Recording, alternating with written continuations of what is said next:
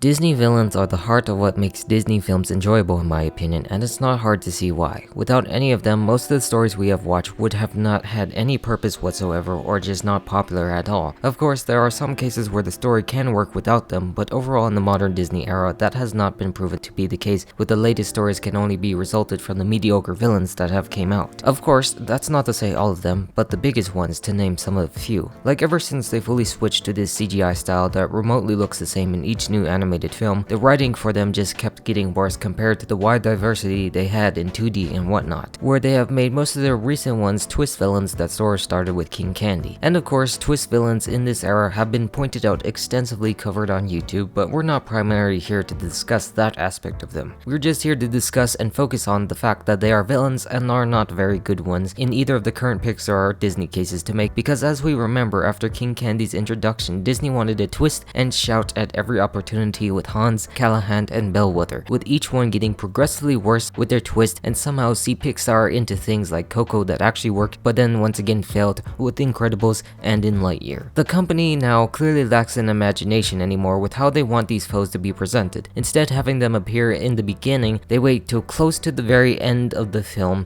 to show us and ruin the entire journey the characters had made thus far. And when they actually try to attempt to make some sort of villain, they don't even fully commit to that with movies like Raya and the Last Dragon, and whenever they do, they just become stun-locked to make these people feel so relatable when earlier in the films they were not. Gone are the days of the older Disney villains who were selfish and vain from the very get-go, whose motivations you don't root for in the cases like Frollo or the Horned King, which are now replaced by a Huss that tries to be your friend or supporting cast that backstabs you at the very last second. It's an honest situation that shows that Disney themselves are the true grand villains in the bigger picture, not allowing what once was for the eternal quest for riches, just like the villains of old, making motivations for something eternally more stupid than you could ever realize that actually starts at ground zero with Prince Hans. Whereas with Turbo kick-started the twist villain era in mainstream Disney, Hans actually perfected the art of the stupid in the most unbearable franchise that has ever graced the planet at all. Because back before the time that Frozen was released, we were geared more towards that Elsa was being the villain, both in deleted scenes and in the earlier trailers,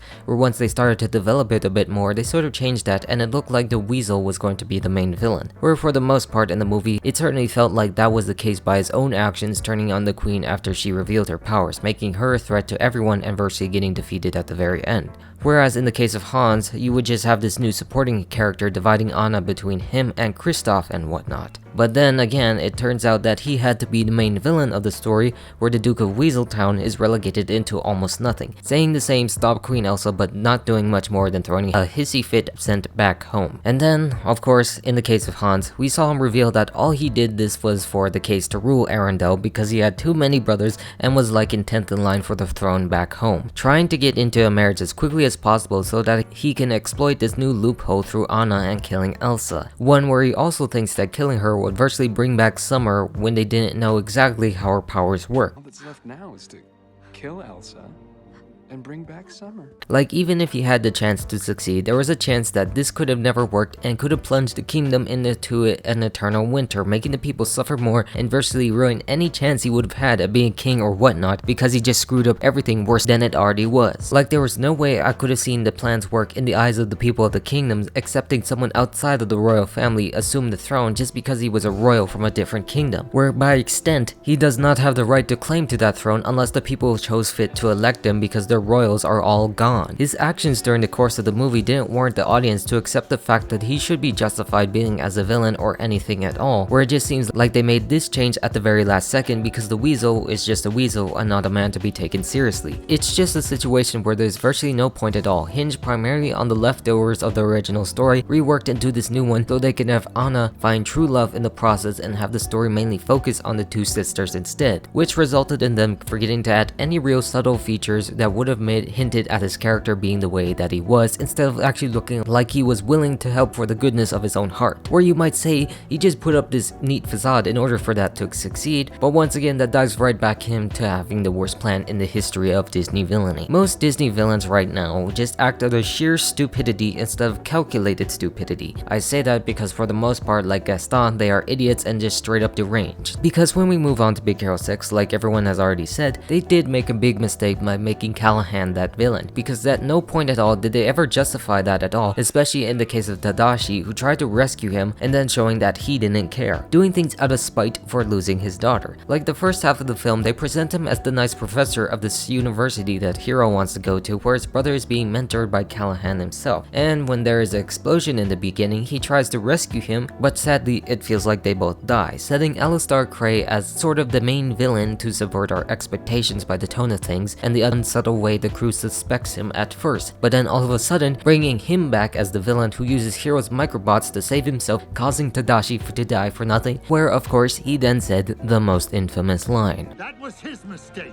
This was in fact the most stupidest thing they ever wrote into the film, lacking any care or compassion for his prized pupil who wanted to save him in the first place, and just let him die like that in the fire so he can use the bots to focus on something to commit his revenge against Cray for losing his daughter, making this elaborate death trap that takes a long time and dragging a bunch of other people at the cost of his own vengeance, which fails at the very end. Like before with Hans, they didn't justify anything for his entire character being the way he is from the beginning and now reappearing as such towards the very end, once again acting out of sheer stupidity. Yes, his motivations might be strong, coming out of resentment for losing his daughter to a mistake, but everything else that was built up in the minimal time that he was presented as a villain did not make any sense to begin with. Although in this part, I would like to point out that what happened in the series, where he appeared yet again in jail after the events of the film, this is where we actually see him feel remorse for all of his actions after his daughter turned out to be okay, and actually apologizing for what happened to Tadashi and everything he hurt himself. But of course, that's a moment that just doesn't work for everyone because of the film, and solely focusing on that very film where he did say this and showed no regret in the beginning, in that very moment focused on something else that dealt with a lost family member while disregarding another person's family member, just realizes it's something done too late and doesn't fix what damage has already been done with what they already tried to tell with him. So yes, you might make him feel sympathetic towards the situation, but that's the case in the series events that take place after and wasn't even featured in the main film at all. And once again, they still tried to use this concept with Zootopia once again with Bellwether, making this pattern more predictable in this film to point out who the villain was, which makes the circumstances a lot more worse when you try to build up these events, where to this day she doesn't really feel like a memorable character. Like, my major problem with these various villains is how forgettable they really are. Yes, I remember Hans the most because Frozen is the biggest animated film of all time, discounting The Lion King because that's supposed to be a quote-unquote live action movie when it really isn't, whereas in this case of Big Hero 6 and Zootopia, I just erase any memory of them from my mind when I don't think about them, especially Bellwether and anything that led up to her being evil, because most of the course of her appearance she seemed content in her position, where all of a sudden they shoehorned her into being one, creating this prey supremacist society, and nothing really ever made sense with that to begin with. It's just something that doesn't work, and it hardly makes sense when you have memorable villains from before like Maleficent, who came out like almost 70 years ago and people still remember her, and they can't remember Bellwether, and then you move on to the Pixar problem having this as well, once again mentioning The Incredibles with the incredibly lame Evelyn Dever, who I myself just took 5 minutes to remember before writing this moment down,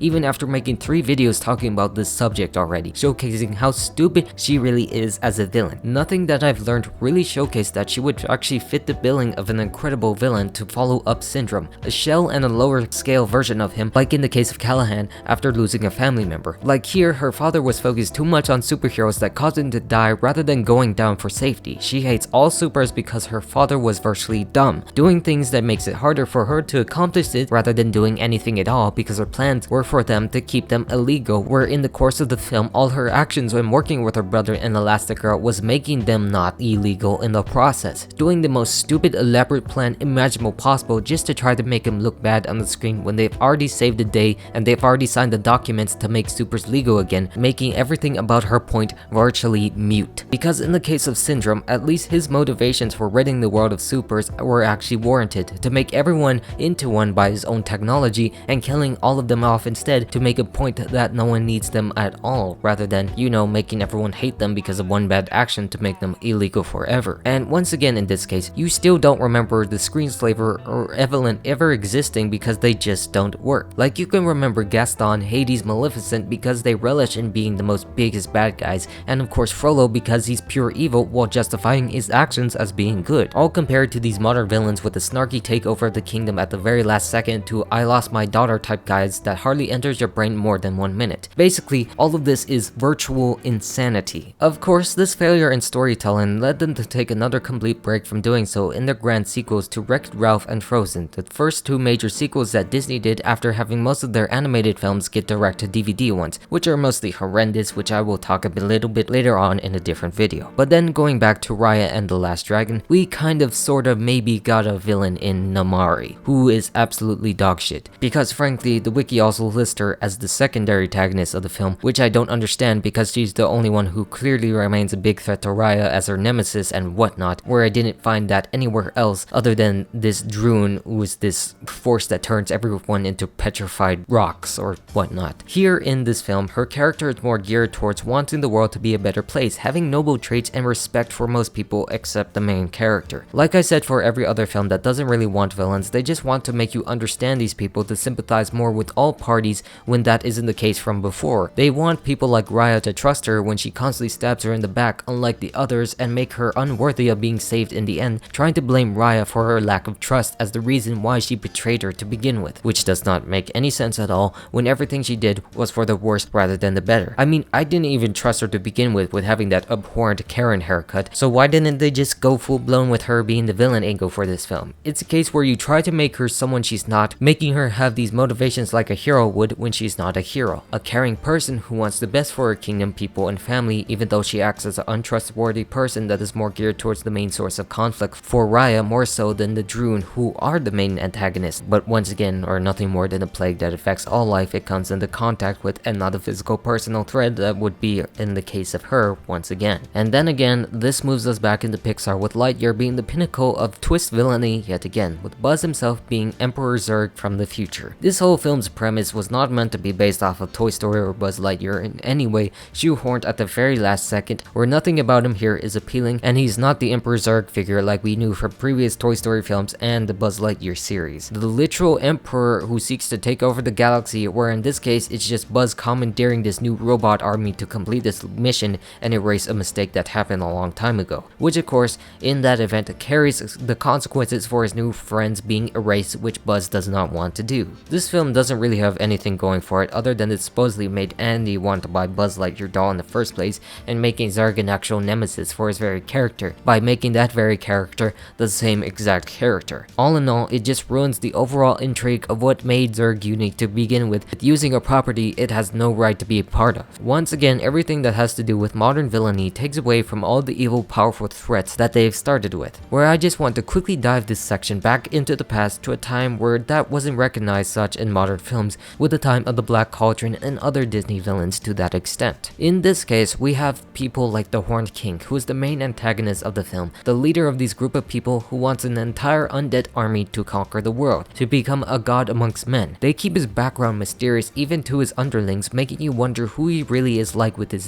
deterring exterior appearance and low threatening voice that makes him someone who is cold and calculated, showcasing no empathy by being so ruthless. Very clear in what he wants, being mainly serious about it all. You have this impression from the get-go that he has tried to elevate himself to that position just by looking at him, and it didn't have to take a whole hour to get to that very point. And the main reason I bring this all up because he is not as recognizable as the modern pantheon of villains right now. In the case of his extent, he actually serves a much greater purpose for the overall story compared to these ones, which movies are more successful than this film had, but still had a meaningful plot to carry them out, which of course is similar in the case of Frollo, being justified in his actions for the good of the will of the Lord from the very get-go, but doing it in the most unjust manner. Because back in the case of both Namari and Frollo, both of them want to improve the world for the better, but in the case of Frollo, his heart is actually dark and commits to this antagonist way to the very end to purge the world of any impurities, where in Namari's case, it's just this betrayal and trust issues she has with the main character being evil to her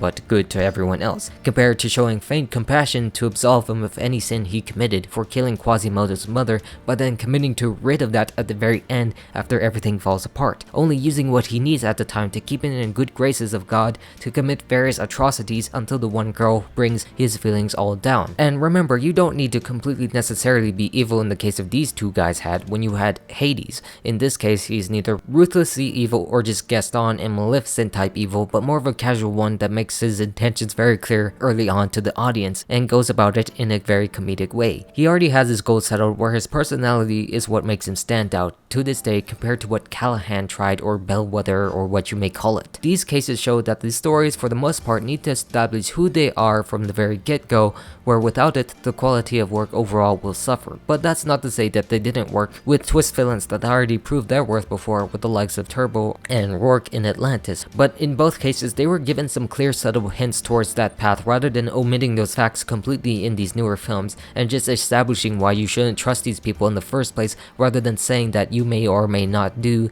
when it doesn't make any sense at all. And then of course later on to remove them completely just says you're lazy and incompetent of producing any villains, and it just works because people love these mediocre films and nothing more when you will go and watch The Little Mermaid remake when it comes out. But in all seriousness, it really just boils down to go back to the traditional style the ways things have been, to do the Moana path for villainy if you want to stick to that very style, or just go to the path of 2D to work out such new interesting stories again where it would definitely succeed. Because if you keep doing this current style amidst the sea of like Spider-Man and whatnot, you will fail Disney. And that's all I have to say, so goodbye.